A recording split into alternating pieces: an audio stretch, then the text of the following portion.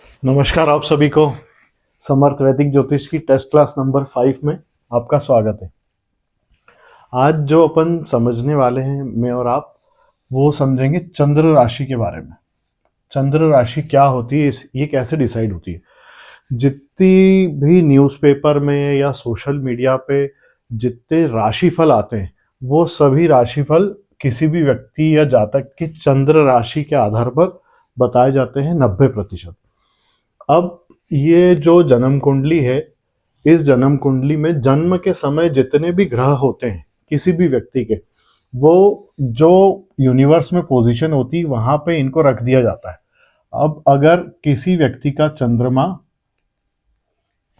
First house में हुआ यानी लग्न में हुआ तो उस व्यक्ति की जन्म राशि हो जाएगी कर्क। मैंने आपको पिछले वीडियोस में भी क्लियर किया है कि ये जो नंबर्स होते हैं ये इन भावों के नंबर नहीं है, ये राशि के नंबर है। 4 नंबर जिस राशि को डिनोट करता है वो है कर्क राशि।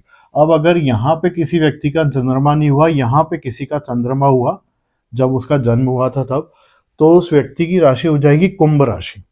ठीक है, इस तरीके से जिस भी भाव के अंदर जिस राशि के साथ चंद्रमा बैठा होगा आपके जन्म के समय पर, वो आपकी जन्म राशि, जन्म की चंद्र राशि कहलाएगी। अब ये बहुत इंपॉर्टेंट होती है, ये जो चंद्रमा होता है ना आपके जन्म के समय, ये क्या क्या चीजें अपने को डिसाइड करके देता है जन्मकालीन चंद्रमा। पहला, जिस राशि में बैठा होगा वो जो राशि है वो आपकी चंद्र राशि हुई, पहली चीज। दूसरा, जन्म नक्षत्र। हर राशि के अंदर 2 से 3 नक्षत्र होते ही होते हैं। तीसरे नक्षत्र के कुछ चरण होते हैं और 2 नक्षत्र करीब करीब पूरे होते हैं। तो चंद्रमा जिस भी नक्षत्र के अंदर उस समय होगा वो आपका जन्म नक्षत्र कहलाएगा। ठीक है। तीसरी, जन्मकालीन दशा। जो चंद्रमा होता है जिस भी नक्षत्र में व्यक्ति के होता है, वो नक्षत्र का जो लॉर्ड होता है, नक्षत्र स्वामी, फर्स्ट दशा किसी भी व्यक्ति को इसी नक्षत्र स्वामी की मिलती है और आगे जीवन में जो दशाएं उसको मिलती जाएंगी उसका प्रारूप यहाँ पे डिसाइड होता है कि फर्स्ट दशा जिस भी व्यक्ति को मिलती है उसके जीवन में वो उसके नक्षत्र स्वामी की मिलती है। आगे कंटिन्यूअसली चेंजेस होकर नई नई दशाएं आती जाती है, पर जन्मकालीन दशा का व्यक्ति के पूरे जीवन में बहुत इंपॉर्टेंस होता है। अब चंद्र राशि जो है वो व्यक्ति को किस किस स्तर पे प्रभावित करती वो समझने की बात है। पिछले वीडियो में अपन ने देखा था कि लग्न राशि क्या होती है। जो फर्स्ट हाउस होता है उसकी जो राशि होती है वो लग्न राशि होती है और वो व्यक्तित्व जो इंसान का प्रारूप रहता है, दिखने का उसका रहता है, बोलने का तौर तरीका रहता है, ये सारी मतलब आउटर कोर को बताती है। जबकि चंद्र राशि बात करती मन की, इंसान के मन के बारे में, उसका मानसिक व्यवहार कैसा होगा लोगों के प्रति, समाज के प्रति, उसकी सोच कैसी होगी, ये डिसाइड करेगी चंद्र राशि। जो राशियां होती इनका सबका अलग अलग बिहेवियर होता है। जब चंद्रमा यहां होगा तो व्यक्ति का नेचर ना धार्मिक हो जाएगा, क्योंकि ये गुरु की राशि है। कहीं ना कहीं खर्चे का भी हो जाएगा क्योंकि ये काल पुरुष के 12वें भाव की राशि है।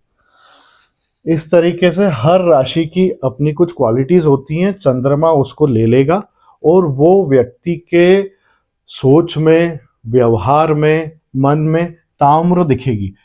चंद्रमा की राशि ही बताएगी कि व्यक्ति की संकल्प शक्ति कैसी होगी। मतलब हर जातक संकल्प शक्ति के मामले में अलग होता है। कुछ लोग जो संकल्प लेते हैं वो पूरा कर लेते हैं, तो उनकी जो चंद्र राशि होती है ना वो पृथ्वी तत्व की राशि होती है। 2, 6, 10। किसी भी जातक की जीवन में आने वाले समय में कुछ उसके सामने परिस्थिति आई, चाहे अच्छी आई चाहे बुरी आई, उसके समय वो जो प्रतिक्रिया करेगा ना वो उसकी चंद्र राशि पे डिपेंडेंट है। कोई एकदम वॉलेटाइल हो जाएगा, गुस्सा कर लेगा, कोई बिल्कुल शांति के साथ सिचुएशन को टेकल करेगा। ये डिसाइड करता है परिस्थिति में जो प्रतिक्रिया रहती है कि चंद्र राशि कैसी है व्यक्ति की, उसके अंदर नैतिक मूल्य कैसे होंगे। हर इंसान का सोचने का अपना अपना तरीका रहता है। कोई अपने आप को पहले रखता है, कोई धर्म को पहले रखता है, कोई देश को पहले रखता है। एक स्वतंत्रता सेनानी होगा और एक व्यापारी होगा, दोनों की सोच में अंतर होगा। व्यापारी पहले अपना ध्यान रखेगा, अपनी चीजें कंप्लीट करेगा, उसके बाद में देश का ध्यान रखेगा।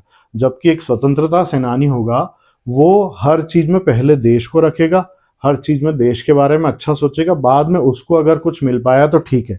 ये जितने भी तरह के नैतिक मूल्य बहुत अलग अलग तरह के होते हैं, बहुत अलग अलग तरह के लोग होते हैं।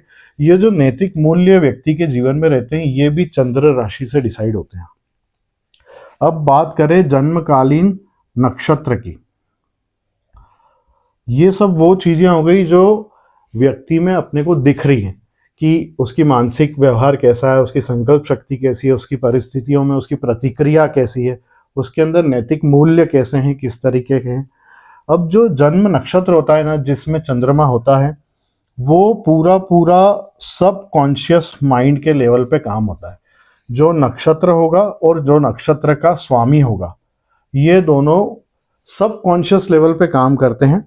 मतलब कॉन्शियसली अपन देख रहे हैं, सीख रहे हैं, चीज़ों को समझ रहे हैं, व्यवहार कर रहे हैं।